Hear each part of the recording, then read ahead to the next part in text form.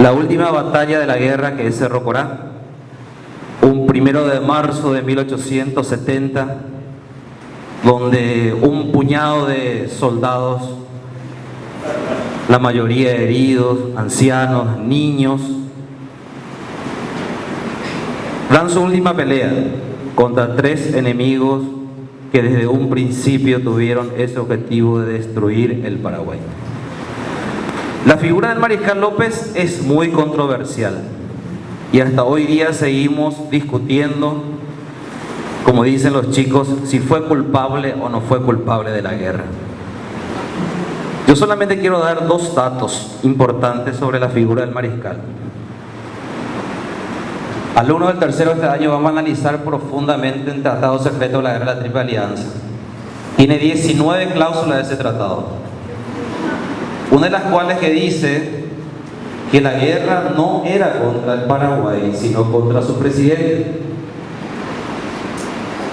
Y vamos a analizar, y si la guerra no era contra su presidente, ¿por qué se mataron niños, mujeres y ancianos?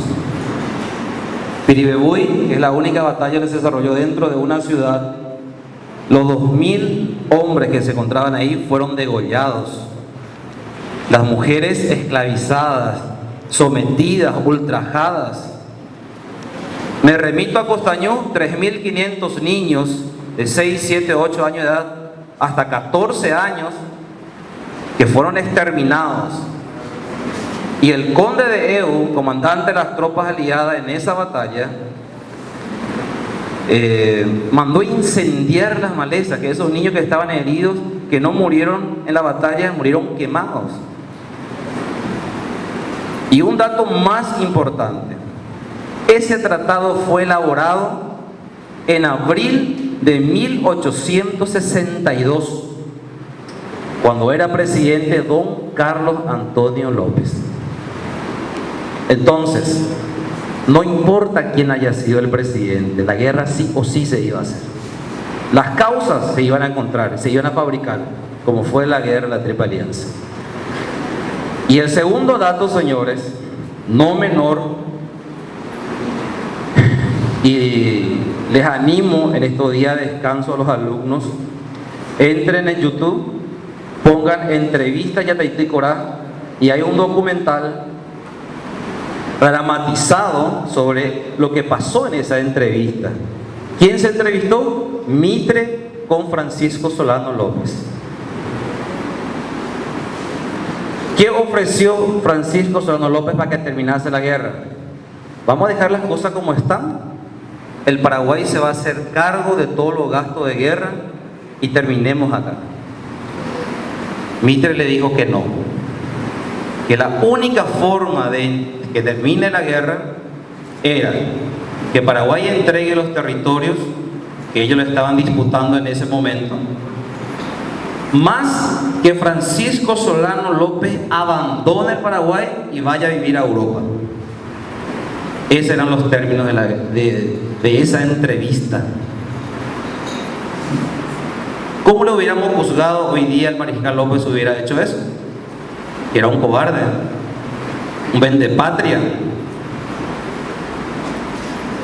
Y ese 1 de marzo de 1870, a la mañana bien temprano, le reúne a 400 hombres que le quedan al ejército paraguayo e invoca un último mensaje que comienza de la siguiente manera: yo sé bien que el último de ustedes me acompañará en este último campo de batalla, porque sabía lo que iba a pasar.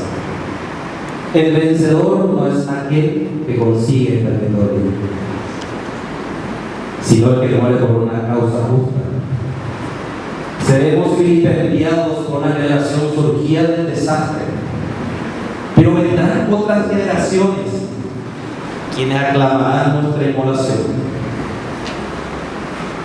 Lo que muchos libros de historia nos cuentan es que ese 1 de marzo de 1870, cuando no se rinde el Mariscal López, primero recibe un sablazo por la cabeza, una lanza en el costado, se le intima para rendirse, no quiso entregar su espada, se le dispara directo al corazón, evidentemente muere el Mariscal. Muchos libros de historia oyen lo siguiente: se le arrancó las dos orejas, el cuero cabelludo, los dedos, se hace explotar el fusil en su boca y todo eso se lleva como trofeo de guerra. Además que los soldados tenían una recompensa muy importante por la muerte marital. Muchos libros nos cuentan de que en esa misma batalla muere su hijo Juan Félix, de 11 años, Panchito López, de 16 años, y el vicepresidente Sánchez, un anciano semiparalítico en una silla que no quiso rendirse y fue también ejecutado. Yo les suelo decir a mis alumnos que el Paraguay lo he dividido en tres partes importantes. Una época donde estábamos sometidos durante la época de los españoles, un periodo importante donde el paraguayo y la paraguaya demostró ese verdadero patriotismo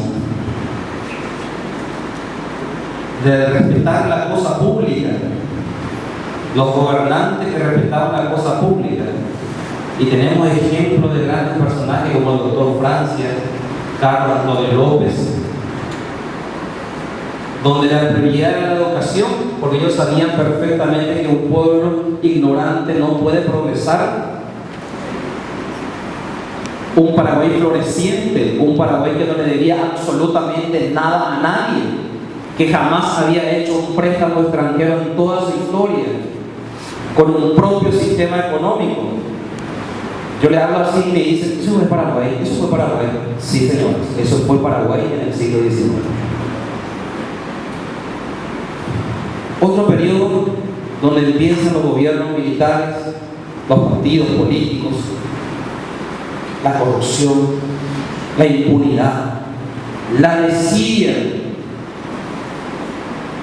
Queremos recuperar ese Paraguay anterior, queremos recuperar ese verdadero valor del patriotismo. No tenemos una guerra que pelear con otros países, pero tenemos enemigos más profundos dentro de nuestra sociedad. En primer lugar, la ignorancia. En segundo lugar, la corrupción que existe. ¿Quiénes son los promotores del cambio dentro de una sociedad? Son los jóvenes. Porque lastimosamente la generación nuestra fracasó en eso. Son ustedes, chicos. ¿Qué queremos nosotros como institución? Sean alumnos estudiosos, preparados, capaces, críticos, el saber decidir entre lo bueno y lo malo, saber tomar esa decisión. Esa clase de jóvenes buscamos. Y les desafío, chicos, a que todos seamos héroes en nuestra casa, en nuestra comunidad, en el colegio. Todos podemos ser héroes. ¿Y cómo vamos a ser héroes en esta sociedad? Haciendo lo correcto y haciendo lo que se debe hacer. Muchas gracias.